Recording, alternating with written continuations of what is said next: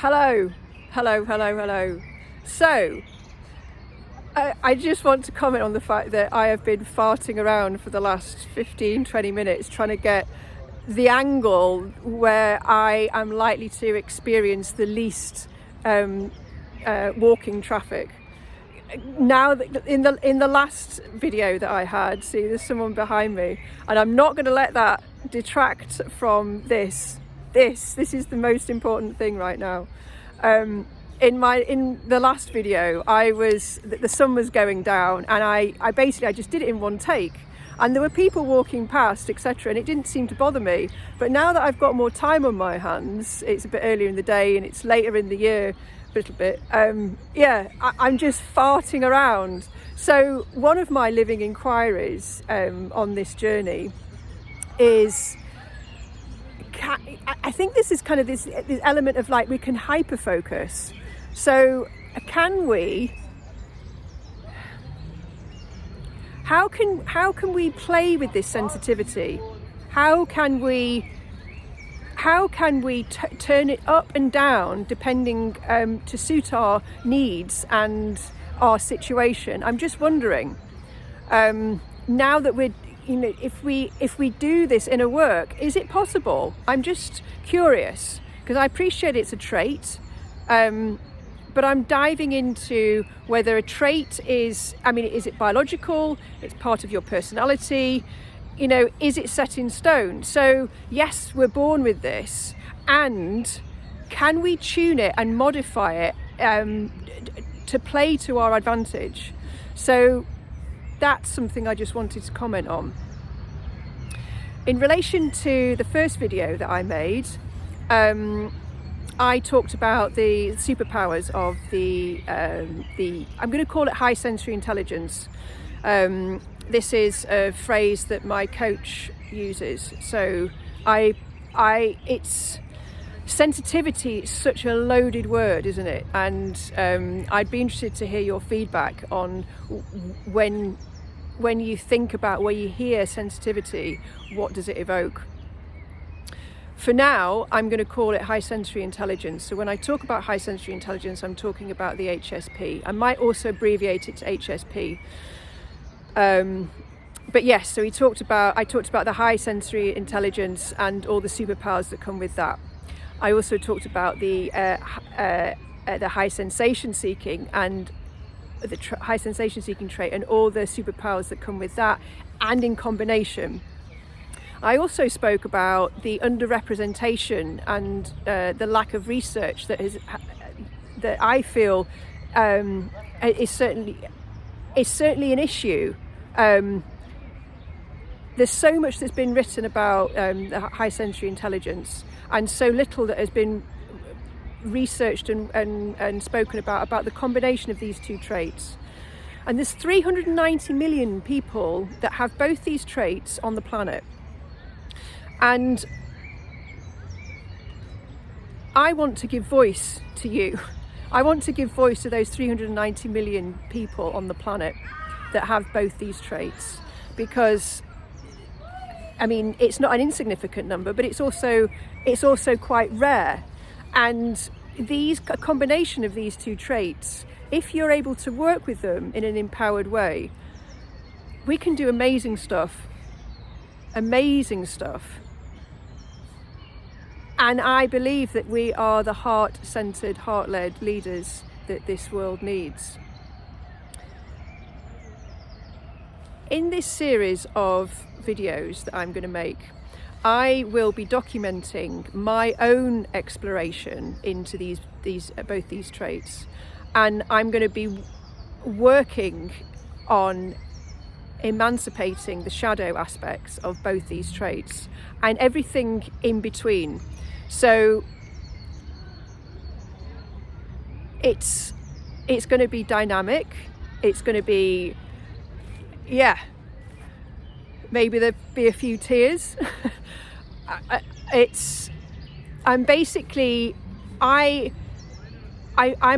the, I wouldn't say I'm at the very beginning of my journey on this, but I spent 9 years working very deeply on myself, and I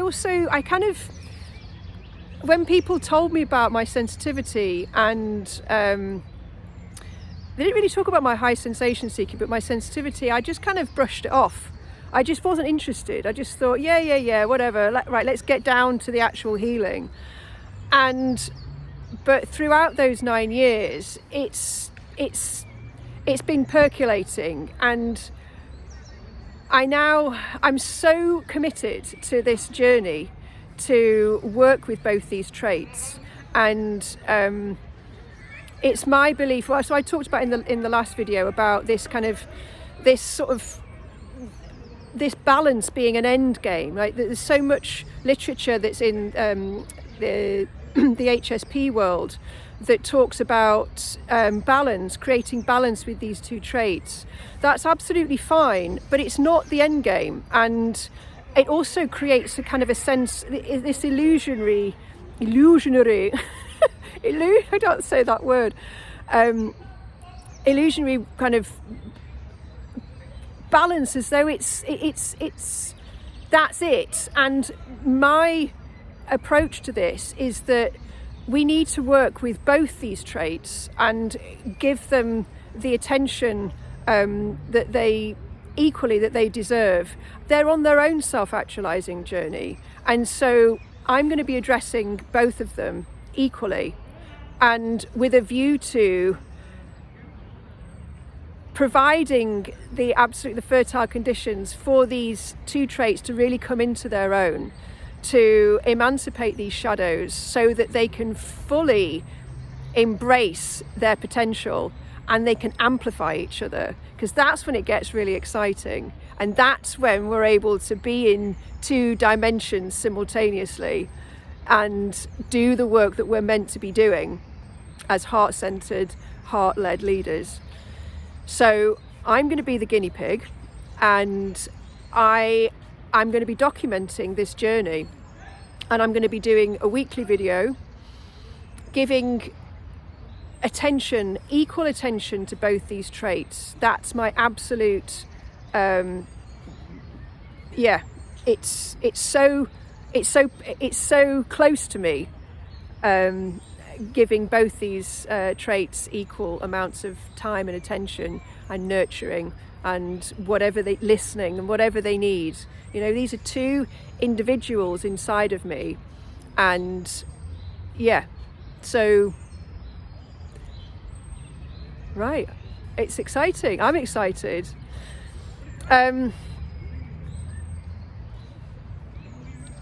Self-care. So what do you feel, or what do you think about when someone says the word self-care?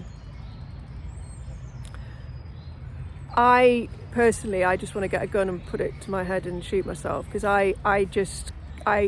but I realise that's a shadow aspect of my HSP, which is interesting, because the shadow aspect of the HSP might actually be living in the HSS in a more conscious way. Do you see? So it's a constant dynamic kind of. These two traits are separate, and they're very much in constant communication with each other.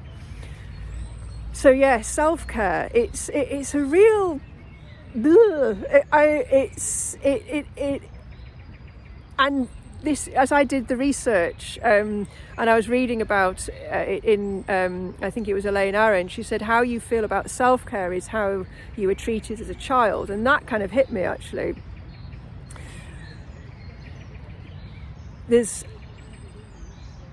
I've been working through a lot of numbness, and I actually have got to the point where I can start to feel in my body again, which is very exciting.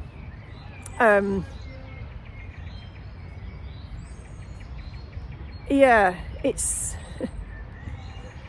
this,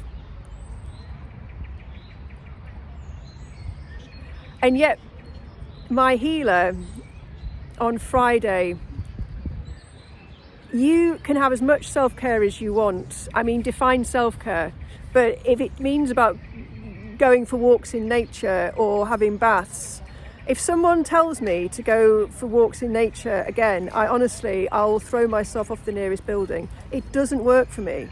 And I found out why, because it's not an inquiry about self-care. Anyone can, it doesn't matter how many baths you take, it doesn't matter how many walks you take. The inquiry is self-love.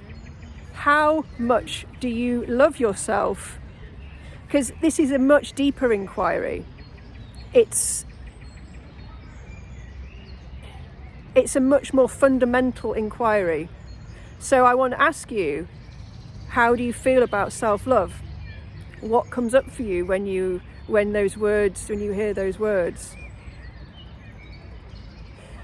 As I said, I experienced a lot of numbness, and I'm just kind of coming in to myself and coming into my body.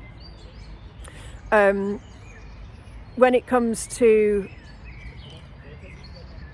as children who are highly sensitive, who have high sensory intelligence, because our bandwidth is so much wider than people who aren't highly sensitive, we're taking in so much more, and we're taking in so much more information about other people, about people's energy, about the world around us, about our situations. We're constantly filtering and picking up other people's emotions, and it makes us huge empaths.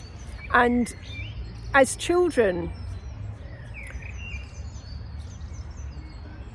because of that, highly sensitive children are much more likely, if they've had a traumatic childhood, they're much more likely to experience depression and anxiety in adulthood, because we're taking in so much. There's a phenomenon with highly sensitive people where we actually abandon ourselves. So because there are very few, and if you are one of the fortunate people who had a positive role model when it came to being highly sensitive, it's rare. When I was growing up, there were not any positive role models for being sensitive. It was seen as somehow weak and insufficient. And there's a phenomenon with highly sensitive children where, because we're so empathic and because we're picking up so much information about other people, and because there is not a role model, as a highly sensitive role model, gosh, there's lots of noise. See, I get distracted. I don't know if that's part of being sensitive. Anyway, yes, so there's this, because we're so empathic and we're able to pick up much more information and we're reading people all the time, and because of the lack of positive role modelling for highly sensitive children, we just want to fit in. At the end of the day, childhood is about survival, and so we will abandon ourselves at the expense of ourselves in order to fit in.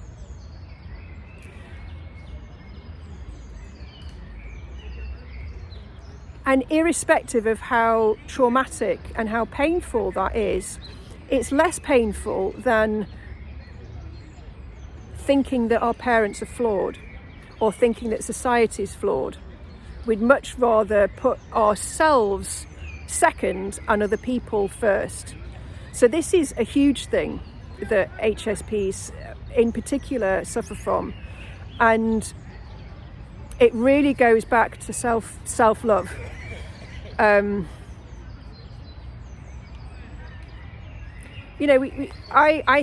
can think to myself, I do love myself. I really do. And when I really sit with that inquiry, and also it demonstrates, I'm going to talk about something that happened. There's an instantaneous, I'm so used to putting other people before me that it really takes a lot of effort to to put myself first, particularly when it's stressful environments. So there was a scenario. I was in a centre in a district in Berlin called Wedding, and it was a little bit like Istanbul. So I was with my flatmate, and everything was kind of hustly bustly, and everyone, you wouldn't know you were in a pandemic basically. And we went into this shop, and these Turkish guys were just larking around basically. They were like calling people out through this paper tube, and it just made me laugh. And then I got a text message from somebody who I like, and then what happened? And then we were buying all this food, and then we went to this place to have a look at this amazing, art basically. And I came home, and then I got a phone call from my estate agent saying that I wouldn't be getting any money till August, and I had to work out blah blah blah. Then I come back into the living room, and my flatmate's talking, and we're having this three-way conversation with her and her brother. And then I'm hungry, so I started to cook. But I'm sort of, by this point, I'm reaching my limit.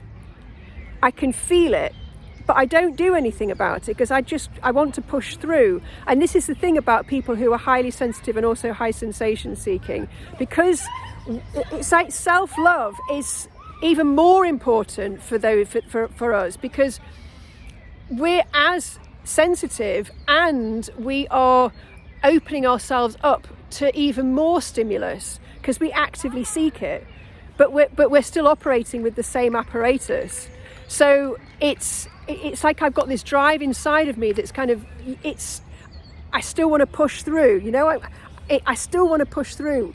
And I ended up spilling this ginger salad dressing all the way down the back of the fridge. So I had to take everything out, clean it, and and all the while my flatmate is still talking, and then I'm eating my food, and I can feel myself just not enjoying my food at all. And it's almost like my nerve endings have got to the edges of my skin, and someone's starting to set fire to them.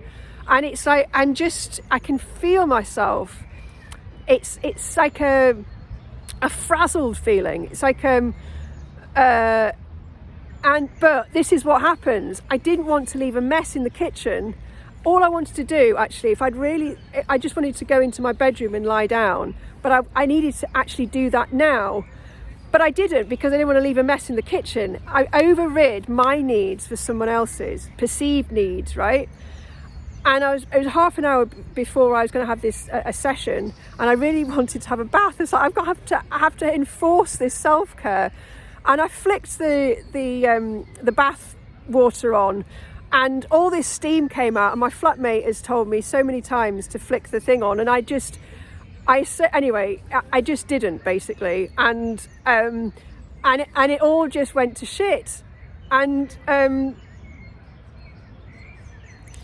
it's so important for HSS and HSPs, people who have both traits, even more so, to really finally tune in to that. It's that critical mass. It's just before that point where you can feel yourself getting agitated. It's more important, as I said, because for two reasons. A, because we are actually positively seeking more stimulus from the outside, and we have this drive inside of us to keep going. And time again, it's proven not to work, because it doesn't work for anyone, and it gets me into an absolute bloody pickle. So it's just, this is part of my inquiry into my shadow HSP, and in juxtaposition with my shadow and possibly conscious side of my HSS. Knowing when to put myself first.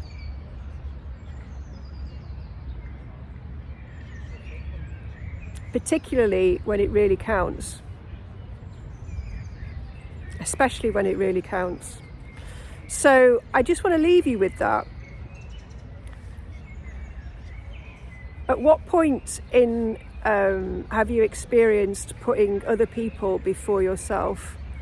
when has this happened? What are the patterns?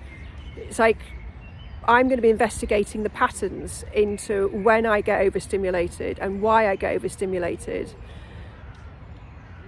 and what I can do about it. So I'm now I talked about the numbness. It's like now I can start to feel my body, and I did feel my body, but now it's getting to the point where it's like I'm creating new neural pathways so that I can start to put myself first before somebody else. And I'm not talking about every time. Sometimes that's not appropriate.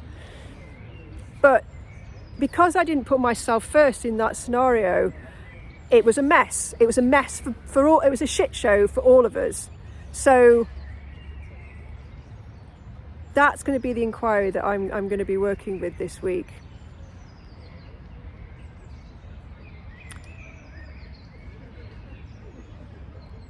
How can I put myself first? How can I put myself first when it's really necessary? What's in the way of that? What's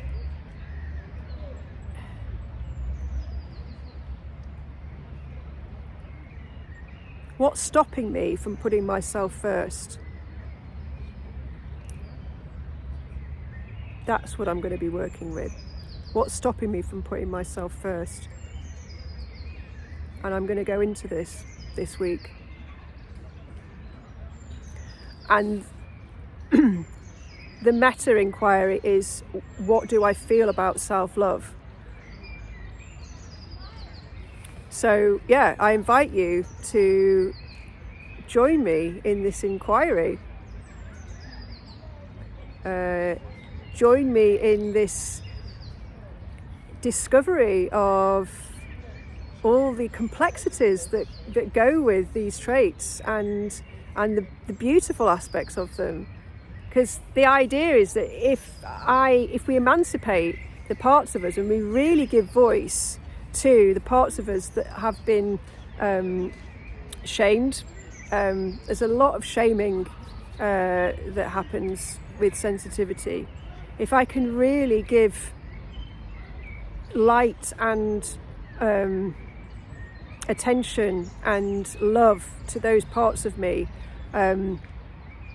because my HSS, it's also societally as well. There's this the high sensation seeking. It's much more positively revered. It's much more revered in and positively role modelled in society versus the sensitivity. So I really get that. Because when I initially was talking about self-care, I was like, oh, for fuck's sake, I just can't be bothered. But it's when I then take it to a deeper level, which is about self-love, that's when I start to listen. So that's the inquiry. And also knowing that I am going to be giving equal amounts of attention to the HSS side.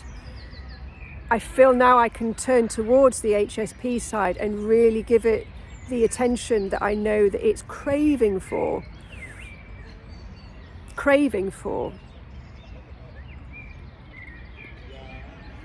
And I'm really curious to see what emerges from that. So, this is absolutely crucial to do this work. So, if you're joining this journey, just talk to your HSS side and just say, don't worry, we're going to get to you. Because I know when I talk about, I'm reading all this HSP material, it's all about self-care, and I just feel myself going crazy. Because it actually, I feel now that I'm aware, thanks to my healer, about this deeper inquiry, that it's self-love and not self-care. When I hear about self-care, it really smacks of like a form of spiritual bypassing. So that's why going for walks when I've been triggered does not help me at all. It does not help me. It actually makes it worse. So yeah, I'm going to be going into this inquiry. What do I feel about self-love? And